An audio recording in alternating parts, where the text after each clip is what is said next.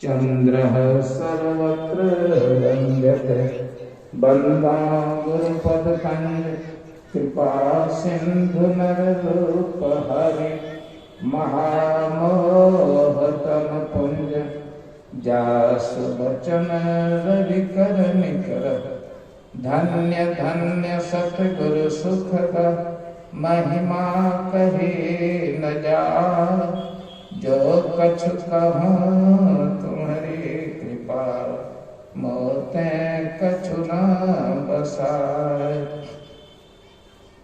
तीर्थों को भी पवित्र करने वाले मंचासीन आचार्य महोदय जी महाराज, अन्य महात्मा गण और संत मत सत्संग के वचनों को सुनने के लिए उपस्थित आत्मीय जनों, अभी आप लोगों के सामने सत्संग योग चारों भाग से पाठ किया गया।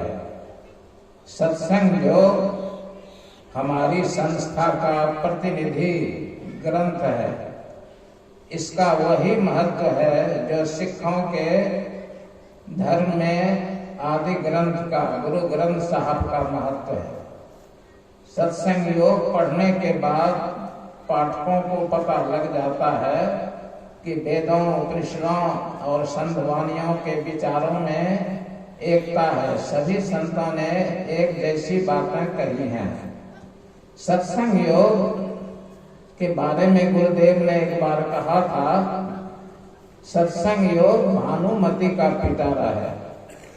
भानुमति एक महिला थी, विक्रमादित्य की शायद पत्नी थी। वह जादूगरनी थी। उसके पास एक पिटारा था। कोई भी कुछ मांगता था, उस पिटारे में हाथ डालती थी, निकाल कर दे देती थी। कितनी भी संख्या में, कितनी भी मात्रा में कोई चीज कोई मांगता था। तो सत्संग योग आध्यात्मिक ज्ञान का भंडार है। एक मोक्ष साधक के लिए जितना ज्ञान चाहिए वह सारा का सारा ज्ञान सत्संग योग में समाया हुआ है। गुरुदेव ने एक बहुत बड़ी कृति हम लोगों को दी है। हम लोगों को ज्ञान के लिए कहीं भटकना नहीं पड़ेगा। सत्संग योग से उपनिषद का पाठ किया गया। ध्यान बिंदु उपनिषद। वेद कहते हैं सत्य ज्ञान को। जैसे जल नीचे की ओर बहता है, यह सत्य ज्ञान है। किसी भी लोक में किसी भी ग्रह उपग्रह पर जल बहेगा तो वह नीचे की ओर बहेगा, ऊपर की ओर नहीं बहेगा। जो ज्ञान सत्य है, किसी भी देश में किसी भी काल में असत्य नहीं हो, उसको वेद कहते हैं। वेद के 3 कांड हैं, कर्म कांड, उपासना कांड और ज्ञान कांड। उपनिषद ज्ञान कांड के अंतर्गत आती है। ध्यान बिंदु उपनिषद में पढ़ा गया अभी, यदि शैल समम पापम विस्तीर्णम बहुयोजनम विद्यते ध्यान योगेन नान्यो भेद कदाचन। यह श्लोक कहता है कि किसी ने इतना अधिक पाप किया हो कि वह कई योजन तक फैले हुए पहाड़ के समान हो, तो वह पाप कर्म भी ध्यान योग से मिट जाता है।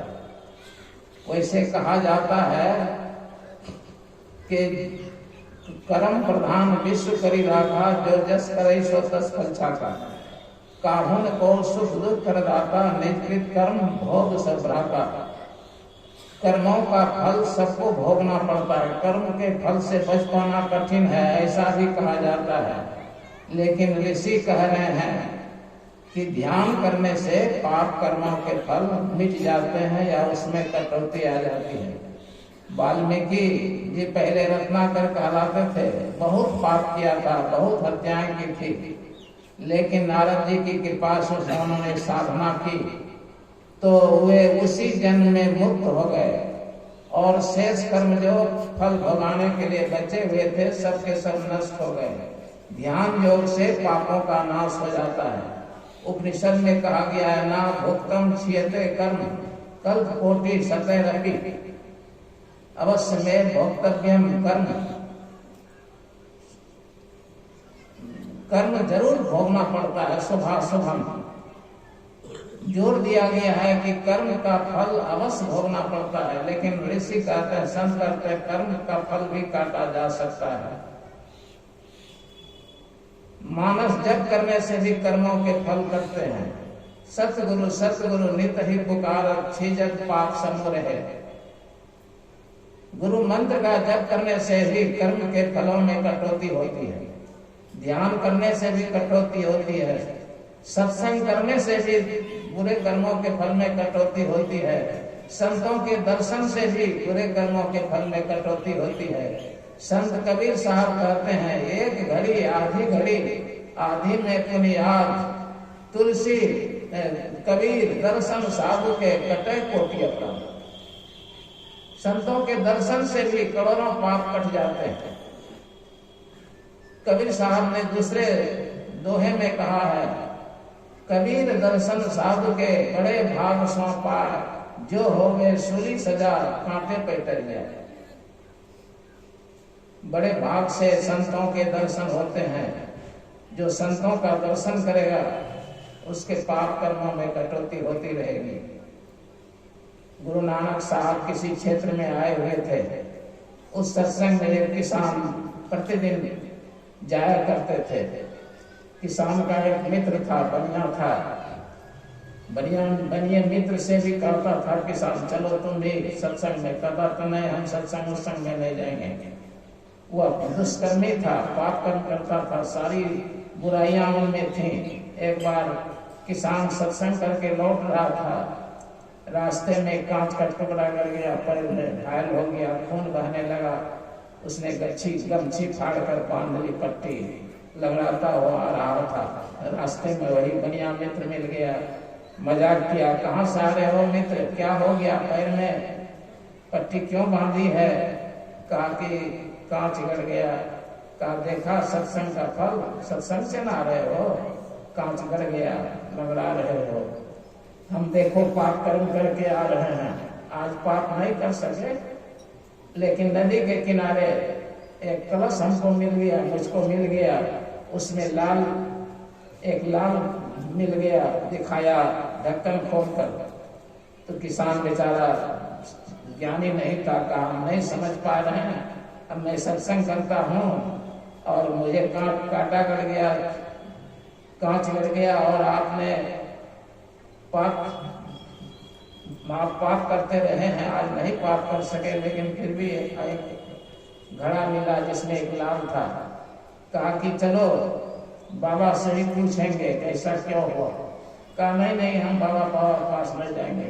बहुत समझाने पर गए तो किसान ने नानक साहब से पूछा कि गुरुदेव, मैं आपका सत्संग करके जा रहा था, एक कांच गड़ गया, ऐसा क्यों हुआ?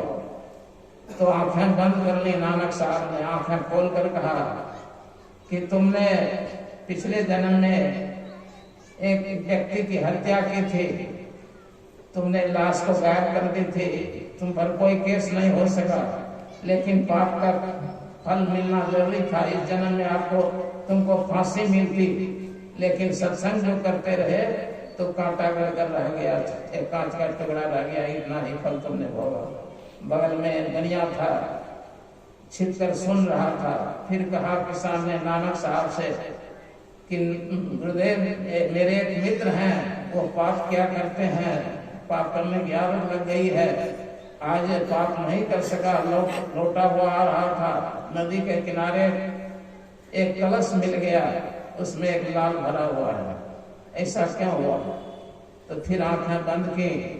नानक साहब ने कहा कि वो बनिया पूर्व जन्म में भी बहुत अमीर था, इस जन्म में भी बहुत अमीर होता, लेकिन पाप जो कर रहा था, पाप के प्रभाव से उसको एक ही लाल मिला, नहीं तो पूरा घड़ा लाल से भरा हुआ मिलता था। तो बनिया बड़ा संकुचित हुआ, पैरों पर गिर गया नानक साहब के और कहा बाबा मैं ही वह बनिया हूँ। तो संत मत में पाप के फलों से बचने के बहुत उपाय बतलाए गए हैं। जप करने से भी पाप कर्मों के फल में कटौती हो जाती है। तो कबीर साहब और नानक साहब बड़े बड़े संतों ने भी बतलाया है कि ध्यान करने से, सुमिरन करने से, संतों के दर्शन करने से पाप कर्म के फलों में कटौती आ जाती है। और दूसरा श्लोक अभी पढ़ा गया, बीजाक्षरम परम बिंदुम नादम तस्योस परिस्थितम स शब्दम चाक्षरे छीने निशब्दम परमम पदम। कहते हैं बीजाक्षरम परम बिंदु, परम बिंदु बीजाक्षर है। अक्षर कहते हैं सार शब्द को, चेतन प्रकृति को भी अक्षर कहते हैं, उसमें कोई बदलाव नहीं आता है। तो कहते हैं कि सार शब्द को पकड़ने में सहायक होता है परम बिंदु। दशम द्वार में जो ज्योतिर्मय दिखाई पड़ता है बिंदु, सार शब्द को पकड़ाने में वह सहायक बनता है।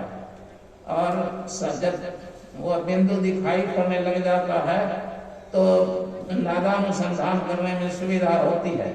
बीजाक्षरम परम बिंदुम तस्यो परिस्थितम, बिंदु के ऊपर शब्द की डोरी हुई लगी भी मालूम पड़ती है। साधक उसको पकड़ता है और उसको पकड़ते हुए ऊपर उठता है।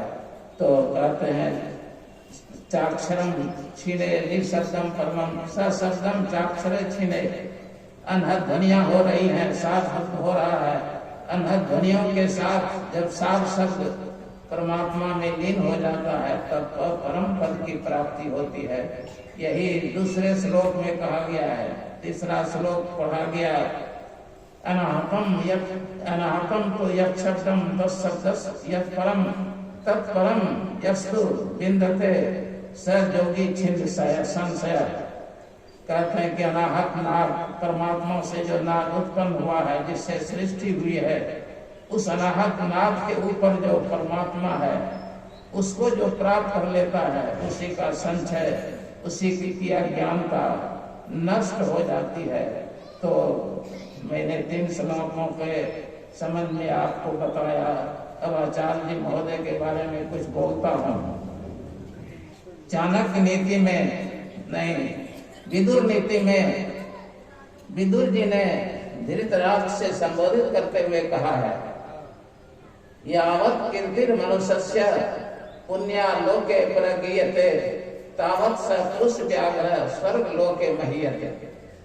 कहते हैं पुरुष श्रेष्ठ, उस मनुष्य, वह मनुष्य स्वर्ग में शरीर छोड़ने के बाद तब तक सम्मानित होता रहता है, आदरित होता रहता है, जब तक धरती पर उसकी प्रशंसा होती रहती है। इसको उलट दीजिए, जिस व्यक्ति की जब तक धरती पर निंदा होती रहती है तब तक वह नरक में दुख पाता है। तो हमारे आचार्य महोदय यश की प्राप्ति कर रहे हैं। इन्होंने वकालत छोड़ दी, पैसे का लोभ नहीं किया, सत्संग में आ गए, सत्संग प्रचार कर रहे हैं। कह रहे हैं गुना शरीरस्य गुणानाम च दुर्मत्यंत मंतरम, शरीर क्षण विध्वंसी कल्पांतस्थाय नो गुना।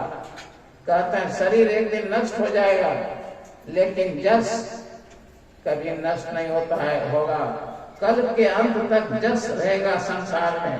अभी देखिए वेदव्यास जी, वाल्मीकि जी, हमारे गुरुदेव नानक साहब, कबीर साहब, गोस्वामी तुलसीदास जी शरीर छोड़कर चले गए, लेकिन संसार में उनके नाम रह गए। और जब तक सृष्टि रहेगी या कल्प रहेगा, इन लोगों का सम्मान होता रहेगा, इनकी यशोगाथा संसार में गाई जाती रहेगी। ऐसा क्यों हुआ? इन लोगों ने समाज के लिए कुछ काम किया। जो समाज के लिए काम कर गए होते हैं वही संसार से नहीं जाते हैं। शरीर चला जाता है, लेकिन जस रूपी काया से संसार में रह जाते हैं। हमारे आचार्य महोदय यही काम कर रहे हैं। जो अपने परिवार के लिए काम करता है, समाज उसका नाम नहीं लेता है। जो समाज की सेवा करता है, अपने स्वार्थ पर ध्यान नहीं देता है, समाज उसका गुणगान करता है। जितने भी लोग हुए यशस्वी, सबने समाज के लिए काम किया। तो समाज का काम करते रहना चाहिए। कोई मुखिया पद पर हो या ना हो, एमएलए एमपी के पद पर हो या ना हो, वे समाज का काम करते रहे तो वे संसार से चले भी जाएंगे तो संसार उनका गुण गाता रहेगा। संसार में 3 प्रकार के लोग होते हैं, उत्तम, मध्यम और अधम। तीनों के क्या काम है? अधमा धनमिच्छन्ति, मध्यमा धनमानो च मध्यमा, उत्तमा मानमिच्छन्ति मानो ही महताम धनम। कहते हैं जो अधम लोग होते हैं वो धन चाहते हैं, किसी भी उपाय से पाप करके भी वो धन कमाना चाहते हैं। और जो मध्यम दर्जे के लोग होते हैं वे धन भी चाहते हैं और यश भी चाहते हैं। उत्तम प्रकार के जो लोग होते हैं वे केवल यश की कमाई पर ध्यान देते हैं, धन की कमाई पर उतना धन नहीं देते हैं, जोर देते हैं। तो हमारे आचार्य महोदय ने यश की प्राप्ति का प्रयत्न किया और इनका जीवन बड़ा कर्मठ रहा है। विद्यार्थी जीवन में इन्होंने अध्ययन मनन किया, हिंदी के विद्वान हैं, अंग्रेजी के विद्वान हैं, फारसी के विद्वान हैं, बंगला भाषा भी जानते हैं, वकालत भी की, गुरुदेव का भी प्यार पाया है, संस्था की भी सेवा की है, महासभा के पदाधिकारी भी रह चुके हैं, कुछ साई स्वामी जी महाराज के प्रिय पात्र रह चुके हैं, गुरुदेव के प्रिय पात्र रह चुके हैं। इनका जीवन मिला जुला के सफल रहा है, हर क्षेत्र में ये सफल रहे हैं। इस बुढ़ापे में भी 84 वर्ष की उम्र हो रही है, कष्टों की परवाह, यात्रा के कष्टों की परवाह किए बिना सालों भर धर्म प्रचार कर रहे हैं। धर्म प्रचार करने वाले लोग संसार में देवता की तरफ पूजे जाते हैं, बहुत आदरणीय होते हैं, ये बहुत पवित्र पुरुष हैं। इनकी कर्मठता मुझे बहुत प्रभावित करती है। इनका मेरे प्रति बहुत स्नेह रहा है। ये जो पुस्तकें पढ़ते थे एमए में, वह पुस्तकें मैंने भी पढ़ी है। जब मैं एमए में पढ़ रहा था इन्होंने मुझे वह पुस्तकें दी थी। इनका स्नेह सब दिन मेरे प्रति बना रहा। मैं सत्संग में कहीं लगभग नहीं जाता हूँ। पहली बार अखिल भारतीय सत्संग में गया इनके प्रेम बस मनियारपुर में, और मैं आता जाता नहीं हूँ, मैं बैठा रहता हूँ, अध्ययन मनन करता हूँ। तो इनकी कृपा, इनकी दया दृष्टि मुझ पर रही है। मैं बहुत गौरवान्वित और आनंदित हो रहा हूँ। ये जो हमारे ग्राम में हम लोगों के बीच हैं मंदिर में, और इनका मैं इन्हें कभी भूल नहीं सकता। इनके जो किसी के ऋण को भूल जाता है वो आगे कुछ नहीं कर पाता है। जिनसे आप उपकार पाए हुए हैं उनका गुणगान करना चाहिए। ये हमारे बड़े गुरुदेव हैं, गुरु भाई हैं और गुरुदेव के समान हैं। मैं इनको बहुत आदर देता हूँ और मेरी यह जो भावना है, सम्मान की जो भावना है इनके प्रति बनी रहे, मैं यही गुरुदेव से प्रार्थना करता हूँ। बोलिए श्री सद्गुरु महाराज की जय। श्री सद्गुरु